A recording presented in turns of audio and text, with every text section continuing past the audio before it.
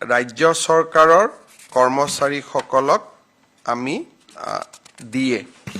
ভাৰত চৰকাৰে ৰাজ্য চৰকাৰৰ কৰ্মচাৰীসকলক ইতিমধ্যে দিয়ে ঘোষণা কৰিছে আৰু তাৰ লগত দিবেদি কিমান % দিব কাগজ নি 3% আগতে বৰ্তমান 52% দিয়ে পাই আছিল 50% পাই আছিলে আজি 1 ডিসেম্বৰৰ দৰমহাৰ লগত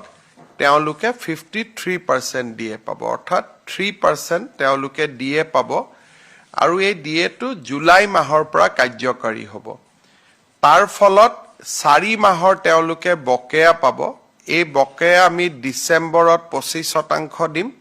জানুৱাৰীত 25% দিম ফেব্ৰুৱাৰীত 25% দিম মাৰ্চত 25% দিম বকেয়াটো যেটো 4 মাহৰ বকেয়া কিন্তু যেটো নিত্য নৈমিত্তিক যেটো প্ৰত্যেক মাহত পাব লাগে সেই 3% দিয়ে 1 ডিসেম্বৰৰ পৰা তেওঁলোকে দৰমহাত পাব পাৰিব অৰ্থাৎ নৱেম্বৰ মাহৰ দৰমহা ডিসেম্বৰত লয় গতিকে ডিসেম্বৰত তেওঁলোকে দিয়েটো ড্ৰ কৰিব পাৰিব দীপাৱলীৰ আগতে ৰাজ্যিক কৰ্মচাৰীসকলৰ বাবে ই এটা সুখৰ সংবাদ যে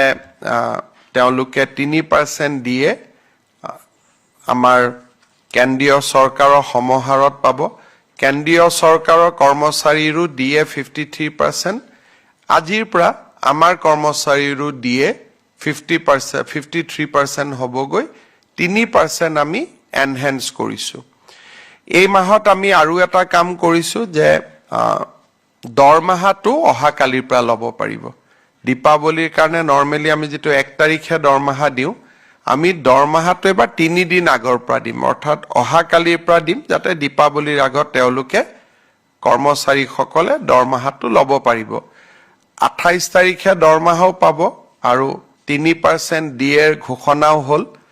এৰিয়াৰো পাব গতিকে মই ভাবো যে ৰাজ্য চৰকাৰৰ কৰ্মচাৰীসকলৰ দিয়ে হৈতে তেওঁলোকে দীপাৱলী খুব সুন্দৰ কৰি উদযাপন কৰিব পাৰিব এডিআৰি আমি কৈছো না 10 মেত আমি নিযুক্তি দিম তাৰ আগত আমি নকৰুৱে আমাৰ প্ল্যানিংটোৱে হ'ল যে 10 মেত আমি 35000 চাকৰি আমি দিম এডুকেশ্যন ডিপাৰ্টমেন্ট পুলিচ গতিকে এডিআৰি ইয়াৰ পিছত এডিআৰি এটা অৰেলো আছে এটা পোষ্টৰ বিপৰীতে দুজন পাস কৰিব গতিকে তাৰ পিছত তেওঁলোকৰ এটা মৌখিক পৰীক্ষাও আছে স্কিলও আছে গতিকে গোটেই প্ৰক্ৰিয়াটো কৰোতে আমি 10 মে লৈকে লৈ যাব খুজিছো যাতে 10 মেত গভৰ্ণমেণ্টৰ চতুৰ্থ বছৰ হওঁতে আমি 30-35 আৰু চাকৰি দিব পাৰো